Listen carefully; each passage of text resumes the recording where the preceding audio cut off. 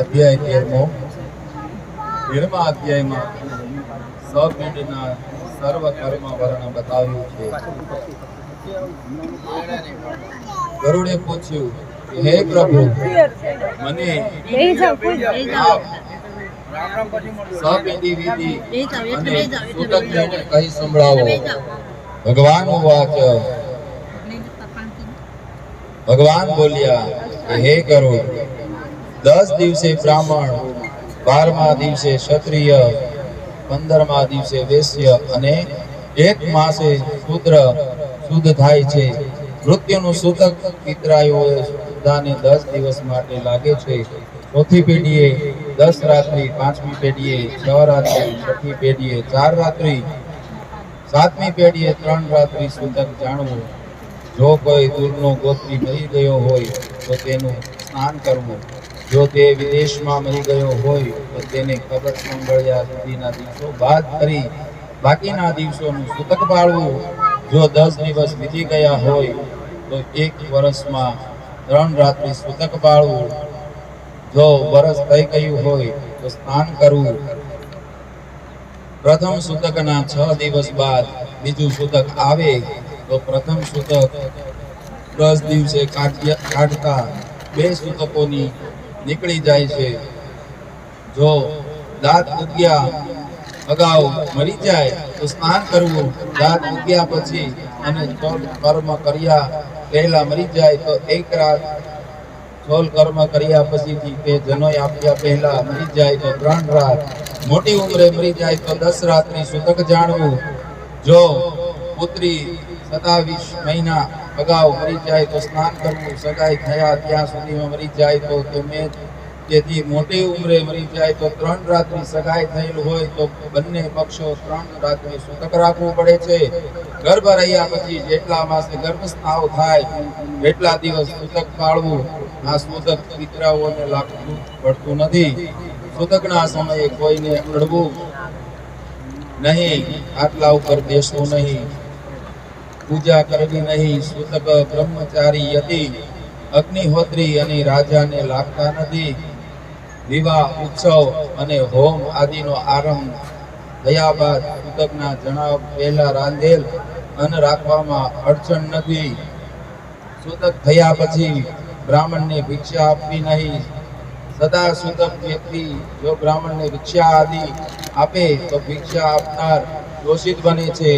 જો અજાણ્યાપણે યાચક ભિક્ષા લઈ લે તો તેને દોષ લાગતો નથી. આથી સૂતકની નિવૃત્તિ માટે સપિંડી શ્રાદ્ધ 12માના દિવસે કરવું જોઈએ.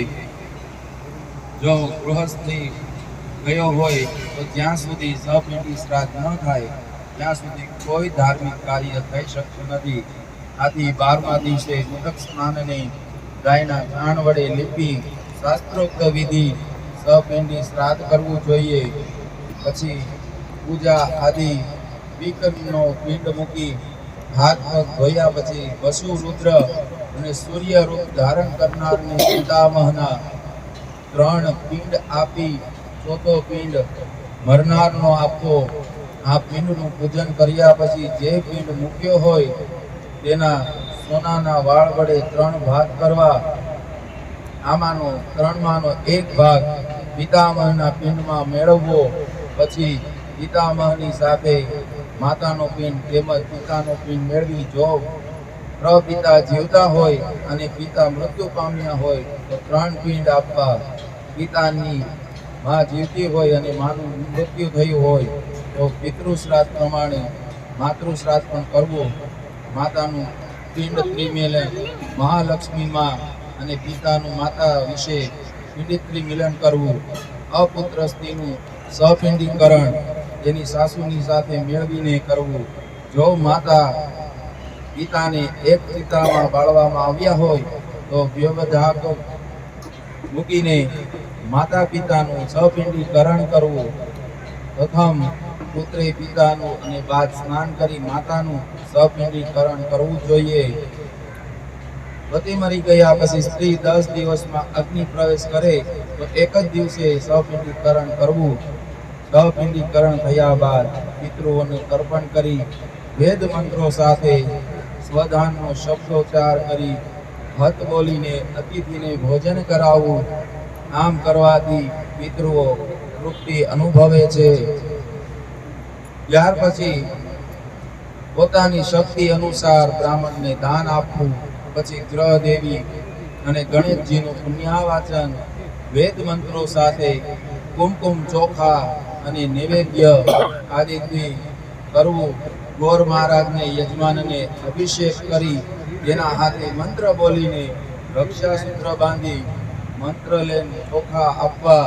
બાદ બ્રહ્મ ભોજન કરાવીને દક્ષિણા આપવી. અન્ન જળ ભરેલ 12 કુંભ આપવા. બ્રહ્મ ભોજન કરાવ્યા બાદ 4 વર્ણોને કર્મથી જળને, બ્રાહ્મણને આયુધને, ક્ષત્રિયે ચાબુકને, વેશ્યે અને દંડને શૂદ્રે સ્પર્શ કરવો. આ કર્યા પછી વસ્ત્રોનો ત્યાગ કરી સફેદ વસ્ત્રો પહેરી શયાદાન કરવું. શયાદાને સુંદર રીતે સજાવી તેની નજીક છત્ર, દીપ, રૂપાનું આસન, કામર, પાત્રા શૃંગારના સાધનો અને મુખવાસના પદાર્થો મૂકવા. લક્ષ્મી નારાયણની અલંકારની તેમજ આયુધવાળી મૂર્તિ મૂકવી. ત્યારબાદ સૌભાગ્યવતીઓની પાસે બેસાડીને વસ્ત્ર અલંકાર આપવા. બાદ પત્ની સહિત બ્રાહ્મણની પૂજા કરીને તેને સોનાના કુંડળ, વીંટી, બંટી, અગરખું, ધોતી, જોટો, પાઘડી આદિ આપવા. ત્યારબાદ લક્ષ્મી નારાયણ, નવગ્રહો, દેવી અને પિતામહનું પૂજન કરી હાથમાં પુષ્પાંજલિ લઈ મુદ્રામુખે રહીને કહેવું કે હે પ્રભુ, આપની ક્ષીર સાગરમાં જેવી સૈયા છે તેવી સૈયા મારા પિતૃઓને સુવા માટે પ્રાપ્ત થાવ. આમ બોલી પ્રતિમા અને બ્રાહ્મણ ઉપર પુષ્પાંજલિ નાખવી. તે સૈયા સંકલ્પપૂર્વક બ્રાહ્મણને અર્પણ કરવી. જો ધનવાન હોય તેણે સયાદાન સાથે ઘરનું દાન પણ કરવું. જો આ સયાનું પાત્ર વગરનાને આપવામાં આવે તો આપનાર નરકનો અધિકાર બને છે. જ્યારે સપાત્રને આ દાન આપવાથી તેને ઉત્તમ ફળની પ્રાપ્તિ થાય છે. હે ગરુડ, સયાદાન કર્યા પછી પદદાન કરવું. પદદાનમાં છત્રી, જોડા, વસ્ત્ર, વીંટી, કમંડલ, આસન, દંડ અને તાંબાનું પાત્ર હોવું જરૂરી છે. આવા 13 પદદાન 12માના દિવસે પોતાની શક્તિ અનુસાર આપવા. સ્ત્રીની સૈયા પર કાજળ, મહાવર, રોલી, વસ્ત્ર અને ભૂષણ આદિ શૃંગારની વસ્તુઓ મૂકવી. આ પ્રકારે 12મા દિવસે 13 પદના 13 બ્રાહ્મણોને આપવા. છત્રી આપવાથી મરનારને છત્રીની છાયા મળે છે. જોડા આપવાથી કાંટાળા માર્ગે જવા બેસવા માટે ઘોડો મળે છે. વસ્ત્રદાન કરવાથી ઠંડી ગરમીમાં રક્ષણ મળે છે. વીંટી આપવાથી લૂથી મરનારનો બચાવ થાય છે. કમંડળ આપવાથી તેને જળપાનનું સાધન મળી રહે છે. આમ આવા પદદાનથી મરનારને યમ માર્ગે જતા સુવિધા મળી રહે છે. 12મા દિવસે બ્રાહ્મણ, ચાંડાલ આદિ કોઈ પણ આવે તેને અન્નદાન કરવું. સપિંડી થયા પછી 1 વર્ષ સુધી તેને મૃત્યુ તિથિએ પિંડ સાથે જળનો કુંભ આપવો. પૂનમના દિવસે મરનારની શ્રાદ્ધ તિથિ ચોથ જાણવી. ચોથે મરનારની નોમે મરનારની 14 જાણવી. જો તિથિ અધિક માસમાં આવતી હોય તો અધિક માસમાં બ્રાહ્મણ ભોજન કરાવવું. પછી બીજા મહિનામાં સપિંડી શ્રાદ્ધમાં કરવું. બધા શ્રાદ્ધ પૂરા કર્યા પછી વાર્ષિક શ્રાદ્ધ કરવું. આમાં બ્રહ્મ ભોજન કરાવવું. જરૂર પડે ગ્રહપિંડી યુક્ત શ્રાદ્ધ કરવું. વાર્ષિક શ્રાદ્ધ થયા પછી ગયા શ્રાદ્ધ જેવું શ્રાદ્ધ કરવું. આથી પિતૃઓ પરમ ગતિને પ્રાપ્ત કરે છે. તુલસીની માંજ રોજથી વિષ્ણુ ચરણનું પૂજન કરવું. પિંડ આપવા માટે ગયાસુરના મસ્તક ઉપર શમીના પાંદડા જેટલો પિંડ મૂકવામાં આવે તો 71 પેઢીઓ ઉદ્ધાર થાય છે.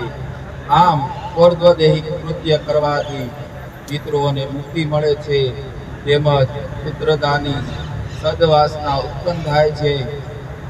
નિર્ધન પણ જો આ કથા સાંભળશે તો તે બધા પાપોથી મુક્ત થઈ દાનના ફળોનો અધિકાર થાય છે. જે માનવી વિધિસર રીતે શ્રાદ્ધ કરે છે, મારું ગરુડ પુરાણ સાંભળે છે, તેની બધી ઈચ્છાઓ તેના પિતૃઓ તૃપ્ત કરે છે અને તે ધર્મરાજાના મંદિરમાં આદર સાથે બેસી શકે છે. શુદ્ધિ સોનકાદય ઋષિઓને કહે છે, આ પ્રકારના વિષ્ણુએ જે અર્ધદેહિક દાનના ફળ જણાવ્યા છે તે સાંભળીને ગરુડજી અતિ આનંદિત થાય છે. इति गरुड़ पुराणे सारो द्वारे कह 13मो अध्याय। बोलो श्री गरुड़ भगवान की जय। શું કીધું 13મા અધ્યાયમાં કે મરનારની પાછળ દાન પુણ્ય કરવું જોઈએ. આપણે જે સૈયા પાડતી આટલો પાથરી પથારી એમની તો એ જીવાત્માને યમ માર્ગમાં કોઈ કષ્ટ નથી પડતું. આપણે જે કાંઈ આપશું એમને એ બધું એમને માર્ગમાં જવા વખતે કોઈ તકલીફ ન પડે. કપડાં મૂક્યા હોય તો એને કપડાં પહેરવામાં હાલે, વીંટી મૂકી હોય તો એને વાયુ હવા એમાં એમનો બચાવ થાય. કમંડળ હોય તો એને જલ પીવું હોય તો એ જલ ભરીને પણ પી શકે. એટલા માટે આ બધા દાન બતાવ્યા છે 13મા અધ્યાયમાં. તો જેવી શક્તિ હોય એ રીતે કરવાનું. બરોબર, આમાં તો જેટલું આપો એટલું ઓછું, પણ જેવી આપણી શક્તિ હોય એવું કરવાનું. બરોબર.